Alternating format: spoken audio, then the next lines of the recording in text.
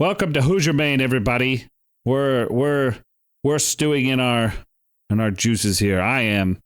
We've brought our special guest Zero on for tonight. So welcome. Hey, thanks for having me. Look, I said Zero. Wait, I missed. We've already done this bit, haven't we? Never mind.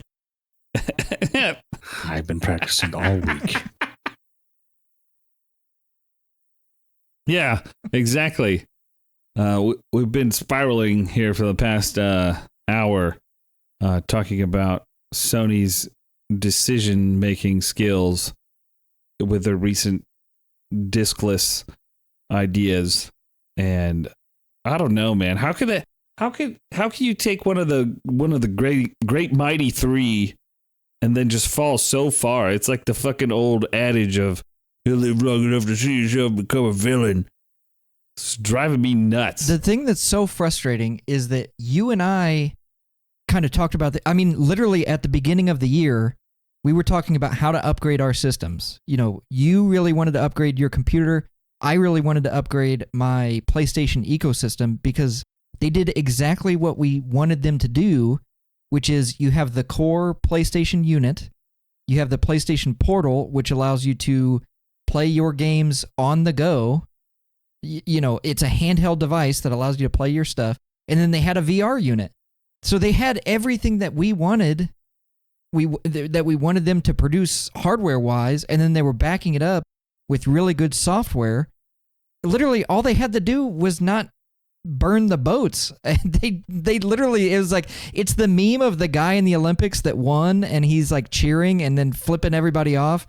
And then the camera pans out and he's in fourth place, except for they were in first place and they did it. And then it's like, well, now you get bumped back down to third, you turds. We were just glazing their fucking controller, I feel like, in an episode. Yeah. I was like, oh, it's the best controller. Sony PlayStation DualShock, you know, that thing fucking hasn't changed its design really in the past like 20 fucking years. Well, this company is just so good. Like Sony PlayStation comes out, you know, takes over, makes Nintendo look bad, takes Square, takes Final Fantasy that was like exclusively Nintendo. They took it. Then they do this. That's what happens when you're at the top for so long, you know. You have no one to really compete with on your decisions, and exactly. So obviously yours is always the best, and now it's gonna end up being like a shoot yourself in the foot situation, right? I mean, the Steam machine is out, and we were talking about this, right? On day one, the only thing you could find was it's dead on arrival, it's too much. You know, we were afraid this was going to happen, thanks to AI, all this nonsense. And then now, it's not too bad. It could be worse. Maybe I'll get one. Maybe it's not too bad for someone that wants to get a starter PC and, you know, do PC gaming. And it's like, bro, like, it's crazy to be on top of the world for so long and then, like, do that thing where you're running on the bike and you shove the rod in your own wheels and fall. Right. And everybody was sitting there like, oh my God, they're going to not post stuff on PC anymore because, you know, the Steam machine's coming out and they're like, oh, we got to compete with them. And then they do this. And you're like, what the fuck are you doing, Sony? Bro, you can't fucking kill your fucking... There was like several things that I saw throughout the week that I was like, oh yeah. First of all, it was like, I'm thinking, you know, the reason that Square Enix came to them was because of the discs. And the bigger size and the ability to run 3D in a way that they wanted to. And then I think it was a PlayStation 2 ad that was like no DLCs, no this, that. You just buy the disc and you play. And it's like, what happened? Fucking, you're going to abandon the thing that made you the king? I don't understand. It's absurd. I think everybody's like statements about it have been like spot on, and it's just crazy how like people like Hideo Kojima or somebody comes out and is like, yeah, Sony, what the fuck? Yeah. Well, Zero nailed it, which is the only reason that they feel like they can do this is because in their mind there's no competition, right? Yeah. I'll I'll try to find the Twitter link of what I'm talking about here. But so essentially in the console wars, Sony was number one in consoles sold. Nintendo was actually surprisingly number 2. And then it wasn't the Microsoft Xbox at number 3. It was something called a Nex Playground. That's like a emulation device sold at Best Buy. It's like a $250 computer. And then it was the Microsoft Xbox. So in Sony's mind, they completely destroyed Microsoft. They're not even a competitor anymore. They don't view Steam as a competitor because that's PC gaming. We're not even going to touch PC gaming. So in their mind, they're sitting there going like, we did it. We won forever. Nobody can touch us.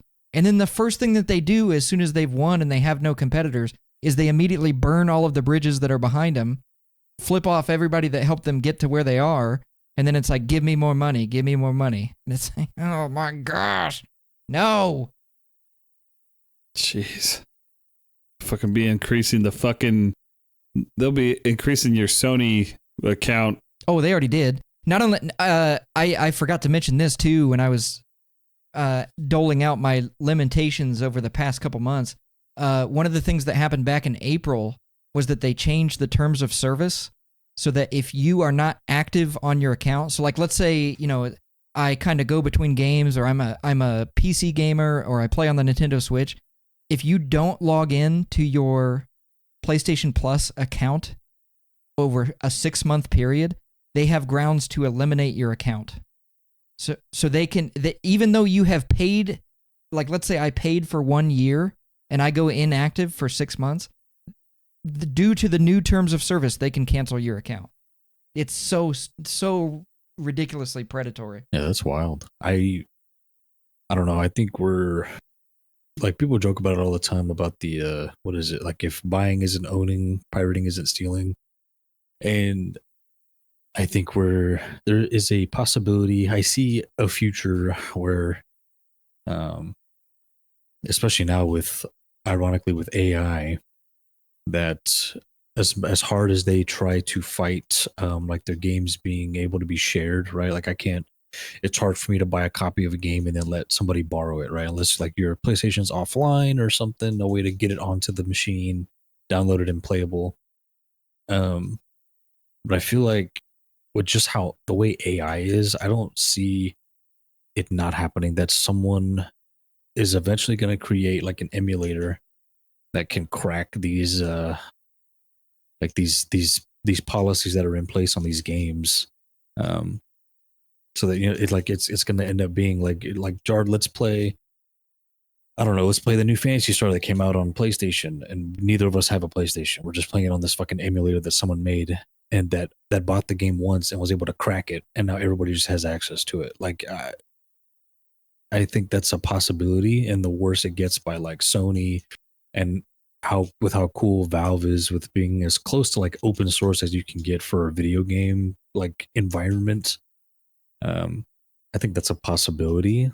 Depending on how much effort somebody wants to put in, but with how powerful and strong AI is getting these days. I mean, putting like the data center stuff aside, just for like practical use, I mean, AI does have plenty of usefulness, and that's like low key one of them is like cracking these licensing issues. I mean, they do it all the time.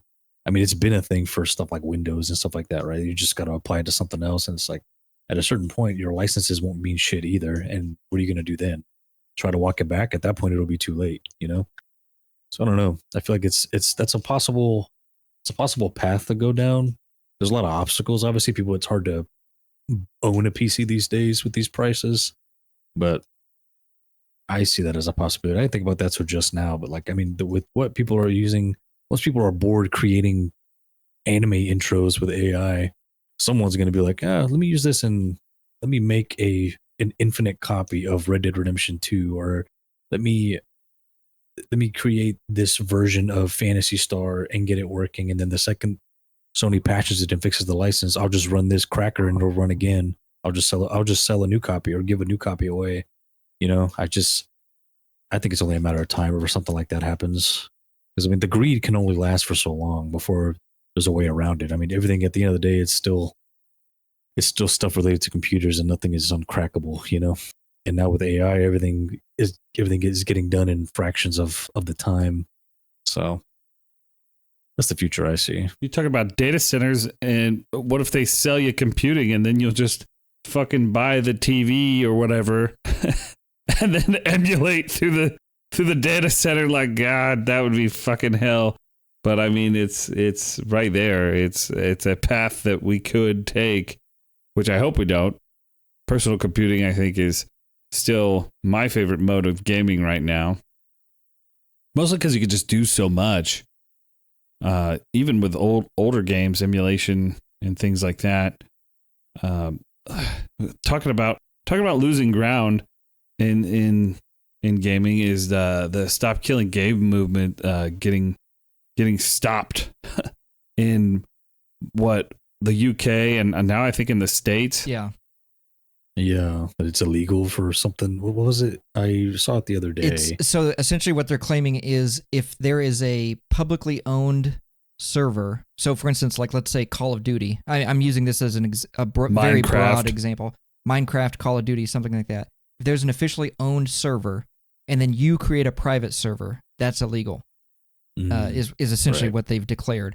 So essentially if you go on Steam right now and you look at any of the private servers that are there, technically, by that ruling, all of that should be taken down, which that's horrible. That's, most of the games that we play, there's a private server option. And so if you remove that, it's going to option in the game itself. Yeah. And so if you remove that, it's going to put even more pressure on the official servers, which isn't good. But then also end of life, the game is just dead after that. It's just ridiculous. I can't even That entirety of that is just causing me so much anger. And the people who are running those movements and stuff, they're like, what options are you giving people who are pirating actively? Like, you're not giving them any options. You're just saying no to everything. And so you're just encouraging people to pirate. And I'm just like, I'm kind of on their side. Just make indie games. That's another thing too. It's like, yeah.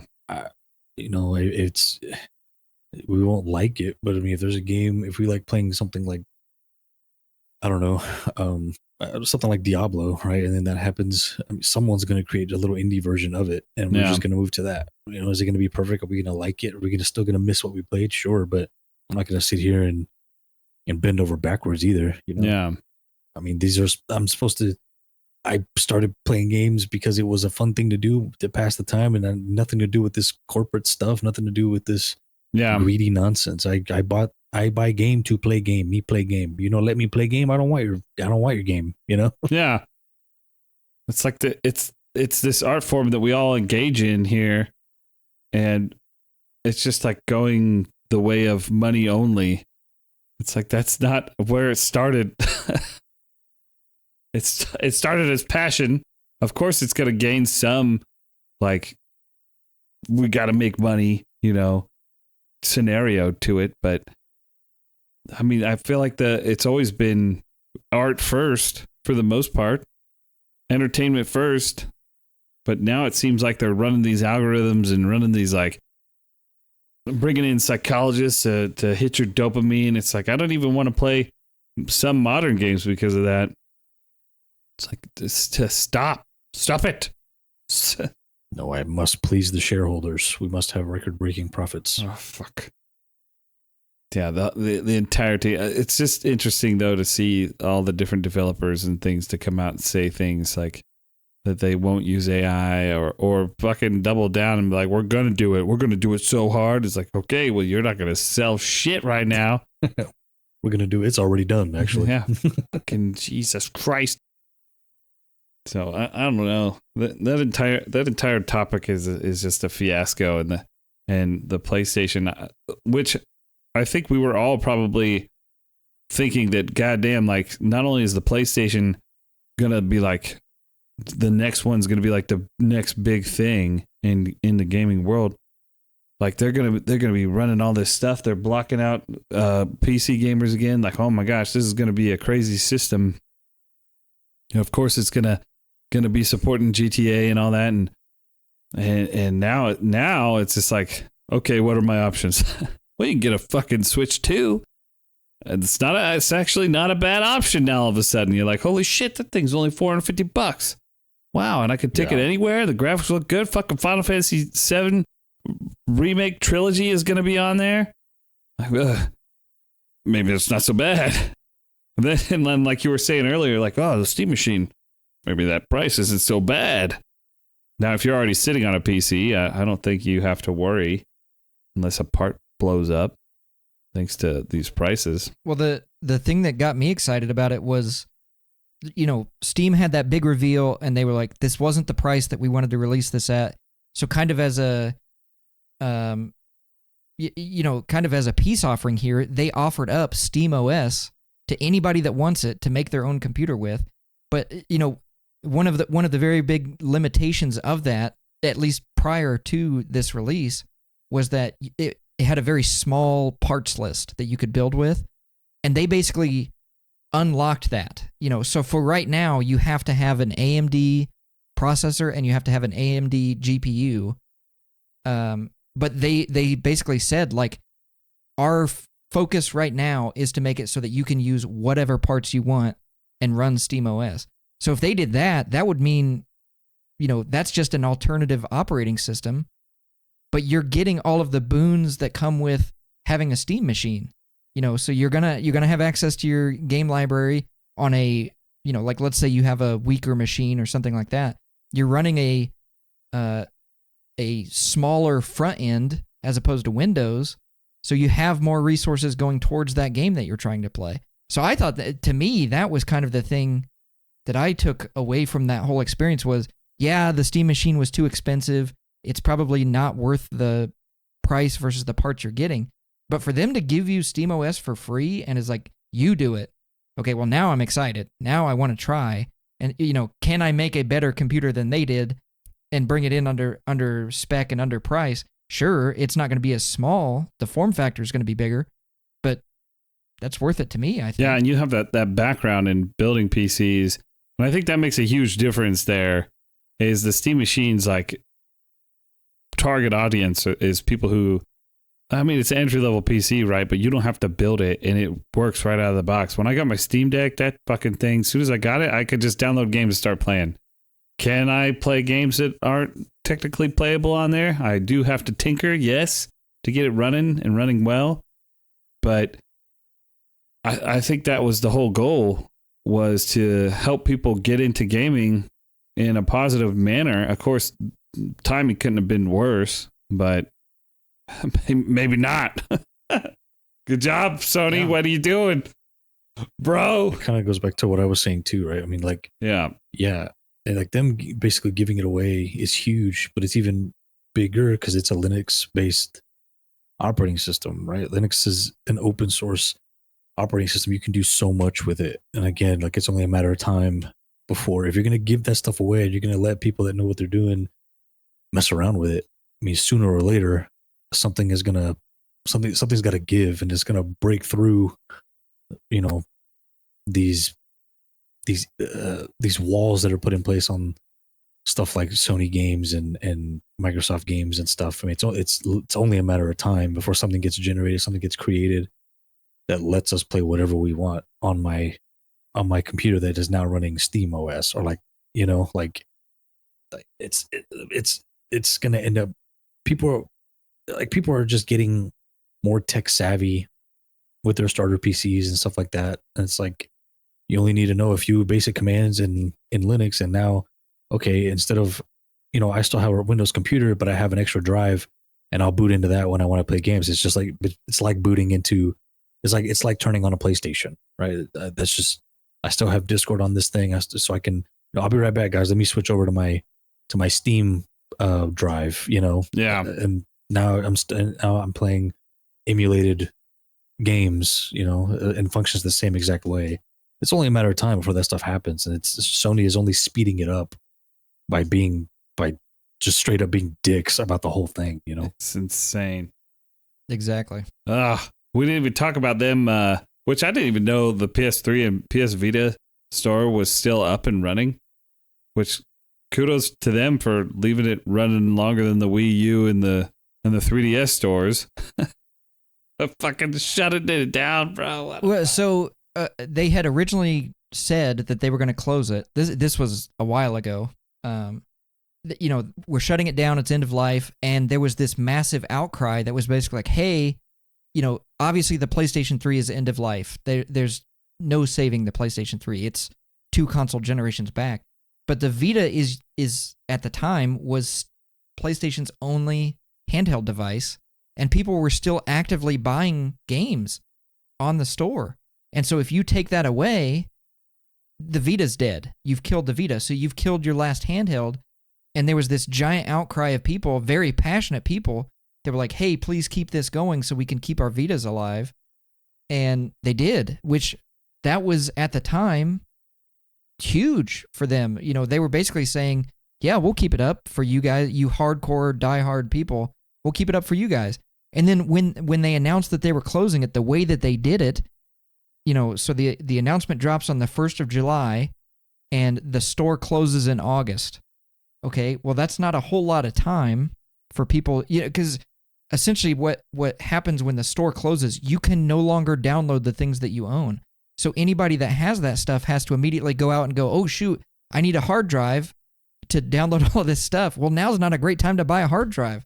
So it's just like, it's just really bad communication, really bad timing, on top of we're losing some really important consoles.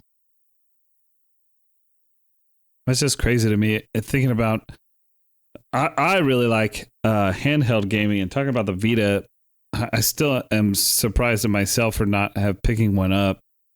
But thinking about the Japanese market and how much they love handheld gaming, the reason the Switch is so fucking popular, the reason the PS Vita was so popular, and Sony just like, fuck you. We don't care about you. We don't care about the Western markets. Piss off. I didn't realize this, because obviously I'm not in that area, but there's a huge market for like visual novels over there where it's just these story-based games. I'm going to butcher the name on this, but it's called Dragon Rampa, I think is how it's pronounced. That's like a huge series. The hell did you just call me? I apologize profusely for not saying that correctly, but that's like a huge series over there. So yeah, I mean, I want the Vita because it allows you to stream. This is crazy to me. You can stream PlayStation 5 games to it remotely. So natively, like not modding the system at all. It could just do that. You could do, PlayStation 4 and PlayStation 3 as well. That's crazy. an insane thing that it can do. So yeah, them getting rid of that is just a huge loss. Choosing to kill that is insane. Yeah.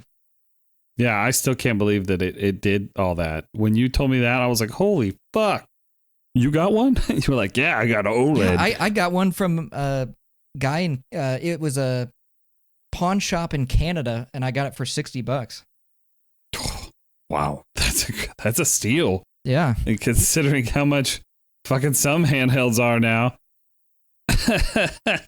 I still miss the 3DS. He was like, I don't know if it works. And I was like, can I try to turn it on? And he was like, yeah. And it just booted up. And I was like, I'll take it. No, you have to take it as is. Yeah. Okay. I was like, okay. Probably would have been a good deal. Yeah. I know a guy. Yeah. Zero's your dad because he picked up a PS Vita. If there's anything I learned from the old man, if it doesn't turn on, probably something simple. I was having hardware issues with controllers recently. I had a really old Power A controller. We're not sponsored or anything. And yet. Yeah, well, if you want to. And I dropped it, and it already had started getting like stick drift. And when I dropped it, it killed the R3 button. So I was like, oh, you know what? I've repaired a Joy-Con before, a Nintendo Joy-Con. I can surely do this. I opened this up. The fucking thing is a real like joystick, and it's like soldered to the board. And I was like, I'm not fixing that. So I went and finally bit the bullet on that 8-bit DOE controller that I know you picked one up, Zero. I've just been loving that controller. Talking about Toggy's controllers again. Yeah, man, it's great. I love it. I don't even use the buttons on the back. I used it for a little bit for like when we were playing Phantasy Star. Yeah. But I haven't. But now I'm starting to get old. My fingers are starting to hurt every now and then. So I'm like, maybe I will go back to using the buttons on the back. Yeah. That's exactly why I wanted that. Mine doesn't have the buttons on the back, which I was sad for, but this is like a Switch Pro controller, so it has the gyros in it for any games that have that, or I can use it for my Switch. So I was like, that's pretty cool. I'll have it. And it was on sale at the time, so I was like, look and buy that. But that one that you got, that one's like $60 or something, which is not a bad price for a controller. Yeah, I'm telling you, it's only a matter of time. Like, all it takes is one. I mean, like always, it takes one person or one company that's not gigantic that cares about the people, right? Or in this case, the players, to come out with one good combination of products, right? Like someone that partners with partners with Valve and then partners with 8BitDo to make their controllers, and now we have a new console, a new like complete console by this company that no one's heard of, but it runs SteamOS and you can play these games on it, and then it has like an open and free app store, so you can create your own apps and emulators or whatever. Then it takes one person to create an emulator for PS5 for Xbox One, and now who cares about the other shit, And now, then that's how then the industry, like I guess soft reboots is the way to talk about it, I guess. Where now Sony's going to start caring, and now Sony's going to start making changes. Now they're going to walk back on what they've done. But at that point, is it going to be too late? Is it going to be what happened to like Sega in games, like with their consoles? Like, I don't know. Everything's a cycle, right? I mean, it's bound. It's going to happen to somebody. It's starting to happen to Microsoft. Nobody gives a damn about Xbox anymore because everything is getting shared across things, and PlayStation 5 is currently just better, right? So yeah. It's only a matter of time. You can't be no king rules forever, Right. You had a good run. I'll give you your flowers, but all it takes is one person to be like, let me spend some time and see if I can crack this shit that Sony just released. Okay, it's cracked. Now everybody can play whatever games they want. Yeah. Yeah. The best example of that is Baldur's Gate 3 couldn't run on the Xbox Series S. It could only run on the Series X. But the way that Microsoft, brands their Xbox console series, you can't just release it on the X. It has to work on the S and the X. So Baldur's Gate 3 had a pseudo exclusivity license with PlayStation because it couldn't run on the Series S. And so they had to remove split screen co-op from the game. Larian literally had to come in and work with Microsoft and be like, okay, here's how we get it to work on the Series S, because it was just so difficult working on, that large of a range of difference between, PlayStation 5, Series X, and Series S. And so, I mean, Microsoft just dropped the ball completely with this console generation. Man, I didn't know that. Larian's so fucking awesome. Yeah. Tell you, all it takes is one good guy, and that good guy finds another good guy, and now we have a new console, that not a lot of people heard about. And with how information moves these days, it's the perfect storm for the perfect combination, right? You got an influencer that has a lot of followers, finds this console that works with SteamOS and whatever. Like, it's just there's so much open space for something like that now in the world that we live in. Whereas before, that just wasn't the case, right? Like, you had to hear from somebody that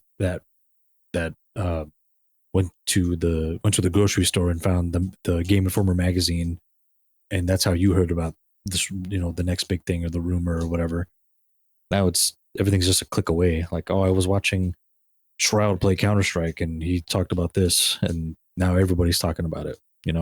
I watched Tyler One do this, or I watched this influencer do that. Now I want to buy this. He says it's good. I want to buy it. Now I'm telling all my friends about it. And for a lot of people, it's all about what's easy to use. And if it's easy to use, people are going to flock to it. There's not a lot of issues. It's just you just boot it up and play, or even if it's as simple as, if you want to play Xbox games, boot up your new whatever the hell this thing is going to be called, and just press, you run this command. Now you've downloaded this emulator of mine. It's safe. Trust me. Trust me, bro. Like a lot of these people have used it. Everybody trusts it. And it's as of right now, the current build of this emulator can run any Xbox game you want. Don't worry about it. And it's just things are going to move that way. It's just the way it goes. Like it's easy to use. Everybody's going to flock to it. There's less. If I can boot up, what's the quickest way I can play my damn game that doesn't involve me signing into 3 different accounts? That doesn't involve me needing to be online. Like it's only a matter of time. Yeah. The plug and play aspect. That exactly what you're saying is exactly what I was thinking about with the Steam machine. Like all these fucking PC gamers and stuff who have been building PCs forever and knows that if you just buy these parts, it'll be way cheaper than the Steam machine. Yeah, but you have to put it all together, install the OS, install the Steam and the games and make sure that they run correctly, and then hope that you don't have to fucking send any parts back because they got fucked up or whatever. You could just order a Steam machine and now you're a PC gamer. That's plug and play. And then now they're like, whoa, let's just fucking make the Steam OS so anybody can build their own. You're so smart. And so maybe they do. Maybe like you said, and they start putting together, Alienware or something comes out and they're just like, hey, here's a fucking Steam machine. It's cheaper. Then people like, maybe my youngest brother who doesn't really know exactly how to put his PC to get it up and running, but has no problem just buying a console and gaming. I mean, you don't always have time to sit there and you don't want to use all your game time sitting around trying to tinker with a PC that you don't know how to do and no one can help you. You want to sit down and start playing a fucking game. And I think that right there, that ease of access, like you're saying, I think that is key. That's why consoles have always been so king, is because it's so easy to, I mean, me and Anthony talk about that constantly. It's like, I just want to pop the disc in and start playing. I don't want to have to fuck with the settings. I don't want to have to, why isn't my controller working? Why isn't, why does it display in the wrong display? You just like have to go run this gambit and look online and try to figure out what's wrong. It's like, oh, well, it's your graphics card. Oh, you got to update your drivers. It's like, fuck, I got to do that. How do I do that? I mean, that's not a mystery to us, but some people it is, and they don't want to. And if you make an easy access into PC gaming, they're gonna love it. And like you said, then it's only a matter of time before the consoles that are available become cracked and turned into emulators. It's just a matter of time.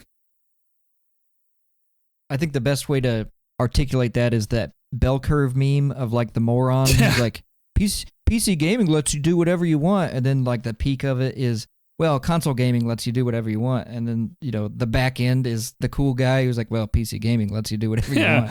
Like that's where we're at. We're on the back end of that bell curve where it's like, I'm so mad that you can't just have an option. Like you said, for your brother who maybe isn't as tech savvy, or our friend Lone Wolf who's like, I just want to plug it in. I don't have time to mess with this. I have other things going on in my life. You tell me what I need to give you money for that allows me to play the games that I like, and then you do it. Even something where like we had played Fallout New Vegas earlier in the year, and I know I went and looked on Nexus, and they have this thing where you can just click people's mod packs. Obviously, neither one of us have the premium Nexus membership, so we can't do one-click downloads, but it's like, okay, 150 mods, you click one button, and it just puts it into your mod folder.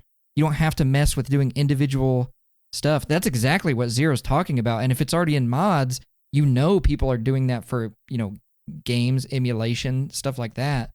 I'm sure there's somebody out there that's doing that. Yeah, I think the worst thing that can happen for like the corporate side of gaming is, and it makes sense why they don't care, because it's like our console gaming is its own niche, right? We don't encroach on PC gaming. We try to work with them. So, I mean, if you're not a console gamer, then we've already lost you, right? Like that's just the way it works. The worst thing that can happen for them is what Valve did, which is, I mean, I'm not a Linux expert by any means, but from what I know about Linux, like you can do almost anything, if not anything, with a Linux build of any kind of operating system. That's why there's so many, and that's why it's always advertised as like open source. You can just whatever you want. It's just one command away. You just need to know where it gets pulled from. You can upload whatever you want. You can build whatever you want in Linux. And not to sound like a broken record, but it's like, again, like it's only a matter of time. This is the worst thing that could have happened to you if your player base is upset with you already. At the same time, Valve is like, hey, just I know all this stuff is going on, but we're sorry about the Steam machine. You know, we're like they said, that's not what we wanted to price it at. We were looking at, you know, let's be honest, it's probably worth, before the whole the up in price and the shortages and all that, probably like $750, $800, which probably would have been just fine. You know, about the same price as a console, which is perfect. But they couldn't do it. So they're like, all right, but here's our fucking operating system. It's a Linux based operating system. Here, like go wild. You can build your own Steam machine. Like, that's the worst thing that could have happened, because it's like, now that we have this operating system that plays games, that plays a lot of the games that are already shared between platforms. Like, once all I got to do is dedicate some time, and once I find out how to crack your game, like, it's mine, bro. And it's not only mine, it's my friends. It's not only his, it's his friends. You know, and it's gonna balloon from there. And it's just, you can only do so much to stop it. Once it gets cracked once, it's done. It's over with. Like, I don't know. There's nowhere to salvage. You know, if you're a greedy gaming company, you know, like, you're gonna start bleeding everything. You're gonna start bleeding money. You're gonna start bleeding players. And at a certain point, it's going to be too late, because who cares? I mean, I don't care that Sony is now walking everything back, and, you know, everything is close back to normal. That game that was exclusive on PlayStation that you tried to make exclusive, yeah, someone already cracked it, and it can be played on Steam OS. You know, right? It's like, what are you going to do? I mean, the only person that benefits is the gamer, is us, the consumer, because, I mean, like, I wouldn't be surprised if there's already proactive work being done to make that stuff happen, you know. And then one thing about greedy companies, they're always reactive, not proactive. So it doesn't, you know, they're already, all it takes is one. You know, it's impossible. It sounds impossible now to beat the greedy corporations, but once it happens once, that's the only thing that's going to happen. Is just, yeah, you can't play this game. Yeah, don't worry. I know a guy that built the cracker for this game. So let me run it through that and see if it'll work. You know, rip the license off of, it'll rip the Sony license or give it a fake one so that it can download and install. It thinks it's PS5. Like, it's not. You can just play it on your computer. You know. Yeah. Mm-hmm. It's just, definitely. that's all roads lead to that. You know, it's just the way it goes. I want to jump in there. You brought something up, and I want to make sure we're crystal clear on this. We're making this sound like SteamOS is this incredible thing, and Linux is the answer. And okay, everybody that's mad at Sony, we just jump ship and we go to Linux. Linux, I would consider myself an advanced tech guy. Yeah. Linux is intimidating to me. There's a lot of stuff that you just take for granted. If you're a Windows computer or you're a Mac computer person, a lot of the things that you take for granted, like updating your stuff, just clicking a button and stuff automatically updates, that's not how it works on Linux. You have to write out, you know, exactly where you want something to come from, and that's normally a open source type of update that you just hope the community does for you. And then on top of that, Arch, a very prominent Linux distro, recently just had a huge problem where people were attaching malicious software to those updates and then essentially naming them the same root name as, you know, the safe update file. And so people are just clicking on it, you know, because it's like, oh, there's my update file. I'll download that one. They click on it and it installs you literally install a virus on your own computer.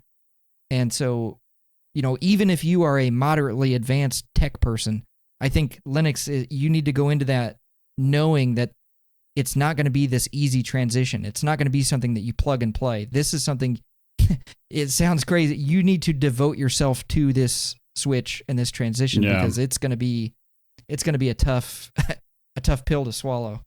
Yeah, it's definitely like a slow burn. Like we're both tech guys, and it's the exact same thing. Linux is not super. It's never been known to be super user friendly.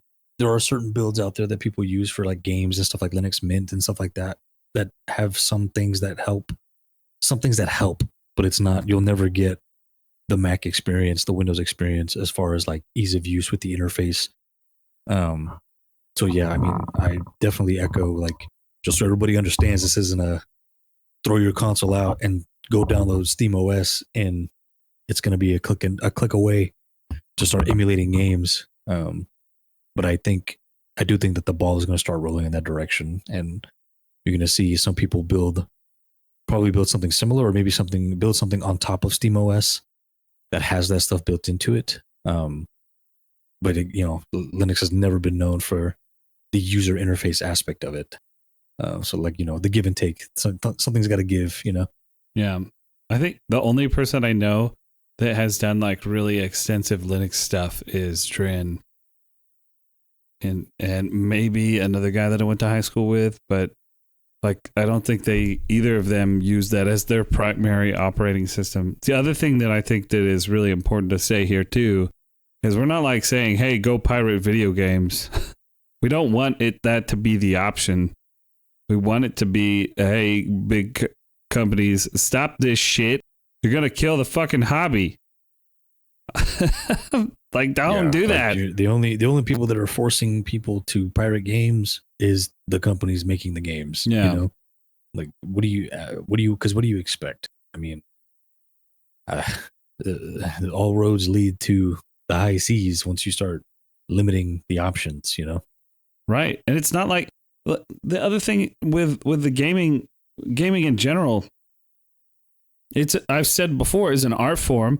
And it's not like other art forms that use the same kind of media have stopped doing stuff. Like, there's still cassette tapes. There's still fucking vinyl.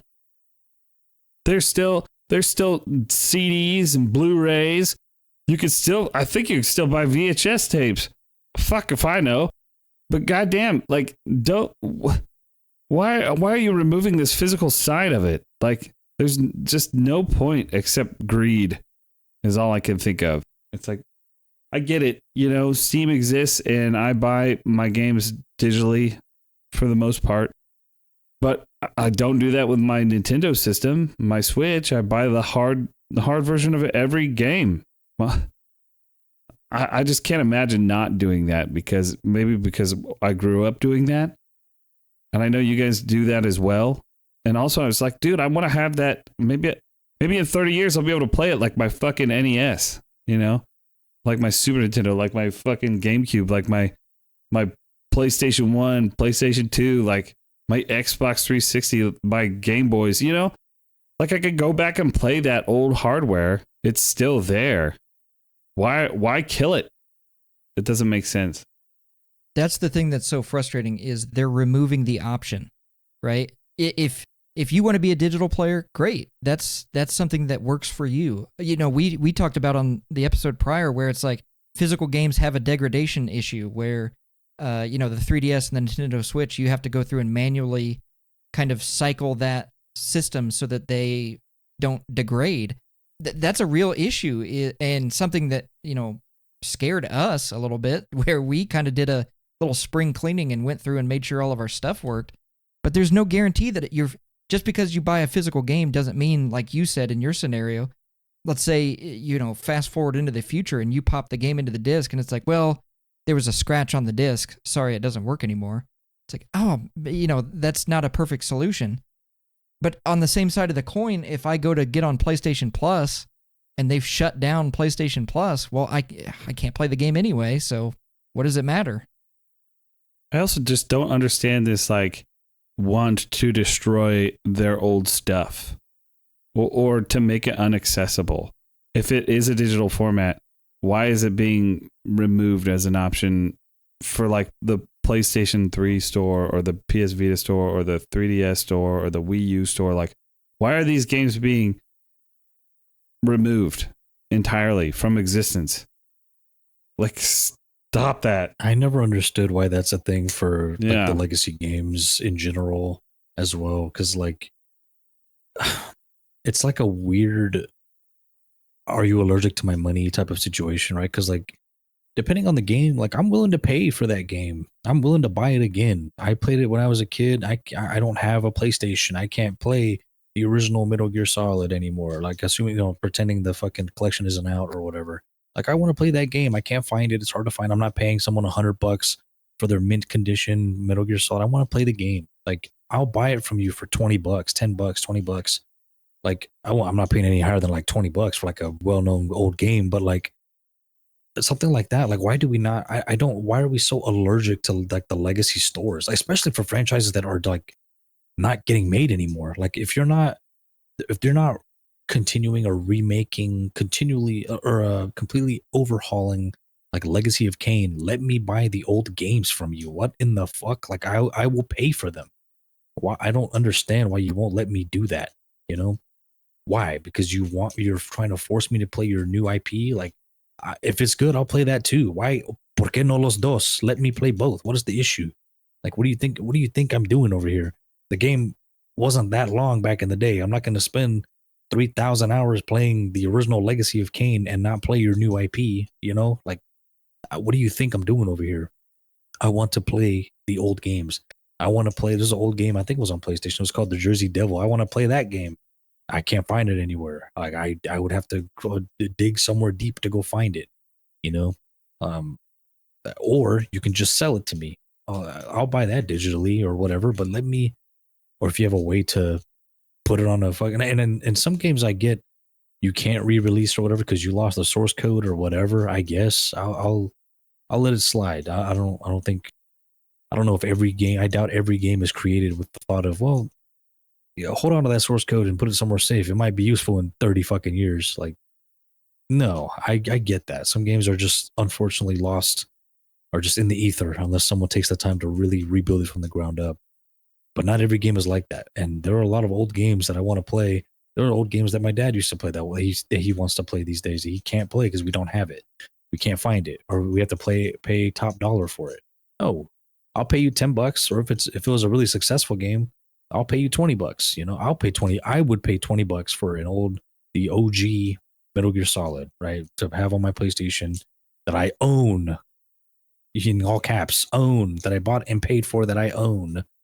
So that I always have it when I want to kick it on, Thankfully, it was so successful. Now we have our legacy collection and all that stuff. I love it. I love it.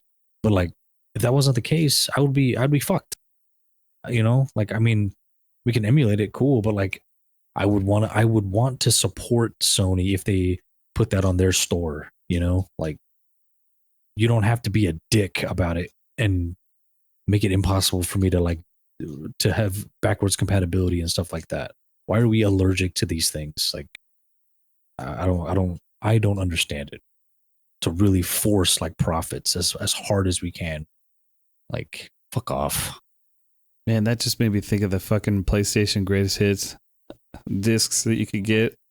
They were like $20. You'd be like, oh fuck. Yeah, exactly. The red boxes.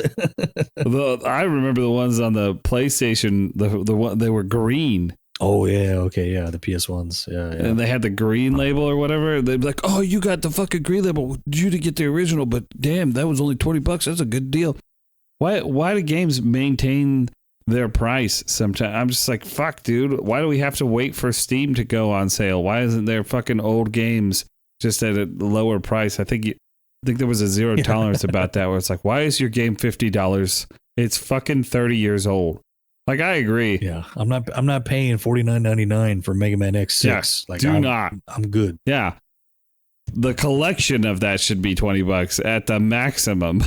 Those fucking games are old, bro. The frustrating thing is, we already have a solution. It's called disc replay. and they're getting rid of that. True. No. Oh my goodness. That's right. You did come away with a big haul. There was something else I wanted to talk about before we got to the end here. And I don't even remember what it was, because this topic was bothering us so much that we were like sitting there rapping about it. The three of us. I was like, fuck this. Let's record this.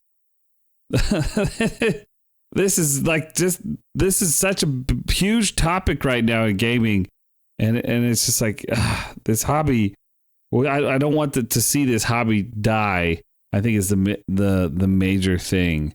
I don't think it's gonna die, but like I feel like it could take several more blows, but I don't want to see those blows come. You know, this is a pretty big one. Yeah, I don't want to see how much stress like this can take before it snaps. Yeah. You know, it's like, man, like I don't really like what do you call it, cloud gaming. Like I think Amazon does it, Netflix does it. I can't remember who else does it. I think Sony technically does cloud gaming. Like the streaming. Yeah, where you stream it from them. Yeah, I'm not a fan of that. Like I'm not a fan of that. Like connecting to a virtual machine through my PlayStation to play Ninja Gaiden. That's ridiculous. It's like I was kind of okay with it at first. It was like, well, at least it gets people to play games, you know? Like, and that's kind of what I'm behind. I'm like, you should play some video games. It's a really awesome source of media, artwork. It's a great way to engage with a community of people who have been doing this since it's dawning, you know? But now I'm kind of like, God damn, what if they're pushing for that next? Like fucking no fucking disc. Okay, now we're going to do no consoles and you have to cloud game. You just got to buy this fucking shitty device and then you just have to hope that your fucking internet's good enough to play video games. Like, bro, what?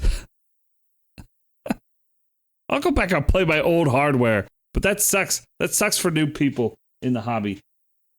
I don't want to see that.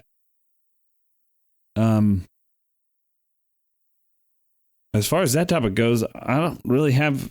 I mean, we could probably sit here and continue, but we've reached kind of an ending here. As far as time, we're running out of time. Is there anything else you guys want to add to that topic? Stop killing games, please. No. No. Thanks, man. I want to play Phantasy Star Online too. You see how I perfectly put that joke in between Zero's words? I did notice that, and I'll be sure to. No, actually, I'll leave it in so the folks can see what you do to me. Yeah, editor, leave that in. Yeah, editor, don't fix that. Shit. It's a treat for you. I'm fucking. My thing is that at the end of the day, I don't think I'm a very like spiritual and philosophical person. I think at the end of the day, all this greed and stuff like the corporations to encroach on our hobby is inherently evil. Yeah, and evil never wins. So I like that. It won't be me, but somebody is gonna create something that is just gonna make what they're doing useless, and we will be able to play whatever we want, however we want, whenever we want, just like we used to. I like that. I was going to say the opposite. I think there's going to come a time where this big building, you know, all of the corporate is going to conglomerate into one big building, and it's going to take a group of I don't know, we'll call them like Avalanche or something like that, and they just come in and they're gonna blow up the building. And well, okay, we say yeah, that. wait a minute. Okay, well, you're getting this fucking podcast put on a list, and there goes the sponsor. Yeah. I worked so hard to bring a sponsor on, and you just ruined it. Cut the feed. Yeah, you cut the feed. Fucking cut the feed. I'm gonna go back outside and start tagging the walls. Be a degenerate. I want to thank you for joining us today, Zero, on this topic. I know that you are just as passionate about it as we are, and I thought it would be a really great treat for. I don't really have a choice. I came audience. to key Anthony's car, and I'm just tied to a chair. So I don't. That's true. I mean, That's fair. Yeah. That's what I was thinking about. You had a new contender in Tekken 8, and I missed that. I was having to put my kids to bed. What? I would have loved to have watched that. Yeah, I streamed it. Oh, I got can tired watch of it. beating Anthony's ass, and he ran away from me, so I beat Shauna's ass instead.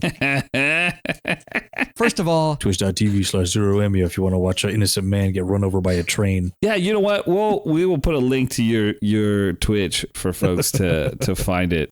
That'd be good because you were telling me that Shauna was following the path of good and putting more hours into the character creator than the Fight Lab, and I found that admirable personally. I was like, good. He surprised me today. He played very, very well. A lot better than Anthony. Oh, I'll tell you that okay. much. You gonna glaze him some more, or you want to end the podcast? Okay. He was just Please fucking untie me from the chair. Okay. All right. I want to All go right. home. Hey, Moneybot, let him kick his out. ass. Kick his ass, hey, Moneybot. Would you like to play Dragon Ball Z Yeah. Budokai? Yeah, Budokai 3. You have to face both Anthony and A-Bot, one after the other Yeah. in Budokai And I'm 3 Anthony. if you want to leave. It's like Cell Juniors. And in I'm Dragon Ball Z Anthony. Budokai 3. All right, tell him see ya. Okay, see ya.